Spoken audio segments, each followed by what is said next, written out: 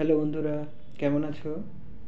আজকে আমরা চলে এসেছি তোমার 150 বছরের বেশি পুরনো ঐতিহ্যবাহী স্টেশন শিয়ালদাতে। আজকে আমরা এইখান থেকে যাব এয়ারক্রাফট মিউজিয়াম, যেটি তোমার নিউ টাউনে অবস্থিত। স্টেশনের বাইরের দিকটা একবার দেখো। কলকাতার পুরনো ঐতিহ্য বহনকারী নিদর্শনের মধ্যে অন্যতম হলো এই হলুদ ট্যাক্সি, যেটি তোমার 1962 সালের দিকে চালু হয়। এবং এই যে হলুদ রঙটা দেখছো, এটার এমনি কোনো মিনিং নেই, অ্যাকচুয়ালি এটা তোমার দৃষ্টি আকর্ষণ করার জন্য দেওয়া হয়েছে। আর এই ট্যাক্সি তুমি ভারতবর্ষ তথা এশিয়ার আর কোথাও খুঁজে পাবে না, শুধুমাত্র কলকাতায় এই ট্যাক্সি পাবে তুমি। তো চলো দেরি না করে একটু সামনের দিকে এগিয়ে যাই, কারণ আমরা মেন রোডের দিকে যাব। মেন রোড থেকে ক্যাব বুক করব। ক্যাব বুক করে ক্যাবের মাধ্যমে আমরা এখান থেকে পুরো নিউ টাউনে যাব। তাই কথা না বাড়িয়ে চলো সামনের দিকে এগিয়ে যাই। হ্যাঁ, আমরা ক্যাব অ্যাকচুয়ালি বুক করে দিয়েছি। মেন রোডের দিকে যাচ্ছি, আশা করি চলে আসবে ক্যাব, দেরি হবে না। তো চলো, রাস্তায় গিয়ে অপেক্ষা করা ছাড়া তো আর বিকল্প কোনো কাজ নেই। তাই চলো এগোতে থাকি সামনের দিকে। হুম হুম হুম। হ্যাঁ দেখো, আমাদের ক্যাব চলে এসেছে। আহ, তোমার ট্যাক্সির তুলনায় ক্যাব অনেকটা সস্তা হয়। তো চলো, গাড়ি যখন চলে এসেছে আর কথা না বাড়িয়ে চলো এয়ারক্রাফট মিউজিয়ামের জন্য যাত্রা শুরু করি। ভিডিওটা পুরো দেখতে থাকো, তাহলেই তুমি এয়ারক্রাফট মিউজিয়ামে কী কী আছে ওগুলো সব দেখতে পাবে। লাস্টে ওগুলো ডিটেলসে দেখানো হয়েছে। চলো কথা না বাড়িয়ে শুরু করি।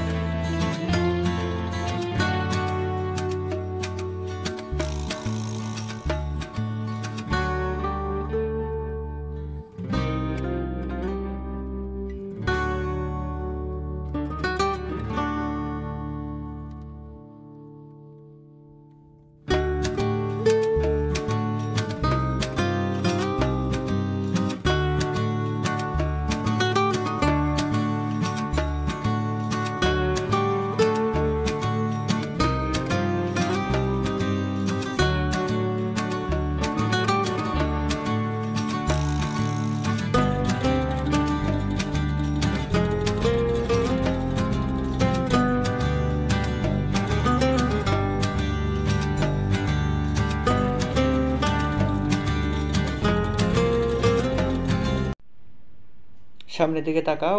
এইটা হচ্ছে সেই বিশ্ব বাংলা গেট, যার কথা তোমাকে আমি আগে বললাম। অ্যাকচুয়ালি এই বিশ্বকাপ বাংলা গেটটা পার করেই তোমার হচ্ছে ওখান থেকে টার্নিং নিয়ে লেফট সাইডে গেলেই তোমার এয়ারক্রাফট মিউজিয়াম পড়বে। আর এই যে বিশ্ব বাংলা গেটের ওপরের যে অংশটা আছে, ওপরের দিকে তাকাও। হ্যাঁ, এই অংশটাই হচ্ছে অ্যাকচুয়ালি এটা একটা রেস্টুরেন্ট, ঠিক আছে? আর নিচের যেগুলো দেখছো অ্যাঙ্গেলগুলো সাইড থেকে বাড়ানো আছে, তো এইগুলো দিয়ে এটা সিঁড়ি, এটা এটা দিয়ে উঠতে হয় উপরে। এটা একটা রেস্টুরেন্ট। আর এটা কলকাতার মানে বিশেষ করে নিউ টাউনের ক্ষেত্রে তো অবশ্যই ফেমাস, কিন্তু কলকাতার আরেকটা বিখ্যাত জায়গার মধ্যে একটা হচ্ছে এই তোমার বিশ্ব বাংলা গেট। তো চলো, আমাদের তো যেতে হবে এয়ারক্রাফট মিউজিয়ামে। চলে এসেছি কাছাকাছি, বেশি লেট না। ওই তোমার হচ্ছে এই যে এটা দেখছো, এই রাস্তাটা, এটা তোমার যাচ্ছে ইকো পার্কের দিকে। তো এই যে সামনে যেটা দেখছো, এখান থেকে সামনের ওই পারেই পড়বে তোমার এয়ারক্রাফট মিউজিয়াম। তো চলো এয়ারক্রাফট।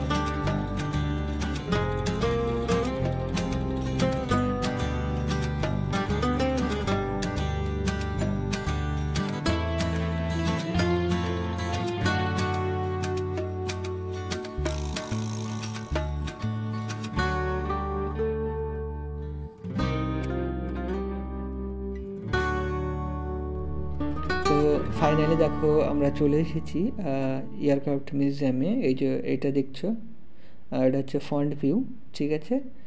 আর এই যে তোমার বাঁদিকে, এটা হচ্ছে বাঁদিকের ভিউ, আর এটা হচ্ছে ডান দিকের ভিউ। তো অ্যাকচুয়ালি গেটের একদম বাঁ পাশেই আছে কিন্তু টিকিট কাউন্টার, ঠিক আছে। টিকিটের দাম বেশি না, মাত্র 30 টাকা টিকিটের দাম, ঠিক আছে। 30 টাকা দিয়ে টিকিট নিয়ে সোজা ঢুকে পড়বে। এই যে এটা দেখছো, এটা হচ্ছে এন্ট্রান্স, ঠিক আছে। এটা সামনের দিকে আমি ঢুকেছি, দেখো তোমাকে আমি পুরো সাইডটা দেখানোর চেষ্টা করব একবার, হ্যাঁ। এই যে এটা দেখছো, এটা ঠিক টিকিট কাউন্টারের পেছনের যে অংশটা সেটা, আর ওটা হচ্ছে গেট। এবং পাশের ভিউটা দেখো, পাশে একটা ডোবা আছে, পুকুর আছে, ঠিক আছে। এই যে টোটাল ভিউটা দেখো একবার, খুব সুন্দর জায়গা, তোমার নিরিবিলি এবং শান্ত জায়গা। তো এই দিকটা দেখো, হ্যাঁ। আর ওই যে আমাদের সামনে জাহাজ TU-142, যেটি তোমার ইন্ডিয়ান নেভিতে 30 বছর মতো তার দায়িত্ব সহকারে তার সফলভাবে ডিউটি পালন করেছে। তো চলো এই জাহাজ সম্পর্কে একটু আমি বলে দিই। TU-142 হলো একটি সোভিয়েত, বর্তমানে তোমার হচ্ছে রাশিয়ার মেরিটাইম রিকনেসান্স অ্যান্টি সাবমেরিন বিমান, যেটি তোমার TU-95-এর টর্বোপ্রোপের আধুনিক সংস্কার। এই বিমানটির টিউপোলেভ ডিজাইন ব্যুরো দ্বারা ডিজাইন করা হয়েছিল। এই যুদ্ধ বিমানটি সোভিয়েত রাশিয়ার কাছ থেকে ভারত সরকার 30শে মার্চ 1988 সালে কেনেন এবং ভারতীয় যে naval air station INS Hasna, গোয়াতে যেটি অবস্থিত, সেখানে নিয়ে আসেন এবং এটি ভারতের নেভিতে সফলভাবে 30,000 ঘন্টা উড়েছে এবং 30 বছরভাবে ভারতীয় নেভিতে সফলভাবে গুরুত্বপূর্ণ দায়িত্ব পালন করেছে। অবশেষে 2019 সালের 29শে মার্চ TU-142 যুদ্ধবিমান যে 3টে নিয়ে আসা হয়েছিল, সেই 3টে অবসর গ্রহণ করে এবং ভারত সরকার সেগুলোকে অন্ধ্রপ্রদেশের বিশাখাপত্তনমকে 2টি ও কলকাতাকে একটি যুদ্ধবিমান TU-142 হস্তান্তর করেন, যাতে ভারতীয় নেভির গৌরবময় ঐতিহ্যকে পর্যটনের মাধ্যমে ভারতবর্ষ তথা সমগ্র বিশ্বের কাছে যেন প্রসারিত করতে পারে তার জন্য। এটা হচ্ছে সাইডের অংশ, দেখো লেখাই আছে INS 317। এই যে পাখাটা দেখো কত বড়, একটা যুদ্ধ বিমানগুলোকে আমরা টেলিভিশনে দেখি তো অনেকটাই ছোট মনে হয়, দেখো পাখাটা দেখো একবার কতটা বড় জায়গা, হ্যাঁ, অনেকটাই বড়। আর ভেতরে যখন আমি ঢুকেছিলাম, অ্যাকচুয়ালি ভেতরে ভিডিওটা করতে দেয়নি, ভেতরে তোমার 8 থেকে 10 জনই পাইলট বসেছিল। কেউ অ্যান্টি সাবমেরিনের দায়িত্ব ছিল, কেউ তারপরে যে কেউ মিসাইলের দায়িত্ব ছিল, এক একজনের এক এক রকম সিগন্যাল রাডারের মাধ্যমে। এই যে এই অংশটা দেখছো, এটা হচ্ছে তোমার নিচের অংশটা, ঠিক এর ওপরেই কিন্তু ইঞ্জিনটা আছে, ঠিক আছে। এই যে দেখছো, হ্যাঁ ওই যে দেখতে পাবে, একটু দেখো, বোঝা যাচ্ছে না, মানে অ্যাকচুয়ালি ভেতরে ভিডিও করতাম, এটার পারমিশন কিন্তু দেয়নি। চলো এটা হচ্ছে তলার অংশ, সামনে ওটা দেখছো চাকা, এটা সাইডের ভিউ জাহাজটির। তারপরে তোমার দেখো এই যে পাখাগুলো দেখো কতটা বড়, ঠিক আছে। পাশের বিল্ডিংটার মনে হচ্ছে অর্ধেক অলমোস্ট। অ্যাকচুয়ালি যুদ্ধজাহাজগুলো অনেকটাই বড় হয়। এটা হচ্ছে সামনের ভিউ, দেখো একবার, হ্যাঁ দেখো একবার, এটা হচ্ছে সামনের ভিউ, এটা সাইড থেকে। আর এই যে পাশে যদি কেউ বাচ্চা বা শিশুদের নিয়ে আসো, ছোট্ট একটা টয় প্লেন রেখেছে খেলার জন্য, তো এখানে এসে খেলতে পারো। শিশুদের নিয়ে আসলে কোনো সমস্যা নেই, যে শিশুদেরকে এখানে খেলতে দিয়ে তুমি জাস্ট দেখতে পারো বা ভিডিও করতে পারো, কোনো সমস্যা নেই। এটা হচ্ছে তোমার পেছনের ভিউ, একবার দেখো পেছনের অংশটা কতটা বড়। হ্যাঁ এইটা দেখো, হ্যাঁ পেছনের অংশ। এই যে সামনে যে জায়গাগুলো দেখছো, অ্যাকচুয়ালি এইখানে তোমার ইন্ডিয়ান নেভিরা কীভাবে ট্রেনিং করতো, ঠিক আছে, কোনো নির্বাচিত নেভি তাদের ডেইলি লাইফ বলতে পারো, ঠিক আছে। ডেইলি লাইফে মানে প্রত্যেক দিন কী কী যে বেসিক ট্রেনিংগুলো করতে হয় সেইটাই দেখানোর এখানে চেষ্টা করেছে। এই যে এখানে দেখো, এটাকে মেবি মনে হয় ঝিকঝ্যাক বলে, আমি শিওর না। এইটার ওপর দিয়ে হেঁটে যাওয়া, জালে ধরে এপার থেকে ওই পারে যাওয়া, ঠিক আছে। এবং টায়ার দেওয়া আছে, টায়ারের মাধ্যমে আই থিঙ্ক মনে হয় ওপরে ওঠা, বিভিন্ন ধরনের ট্রেনিং তারা যে ডেইলি লাইফে যেগুলো করে সেগুলো এখানে দেখানোর চেষ্টা করেছে।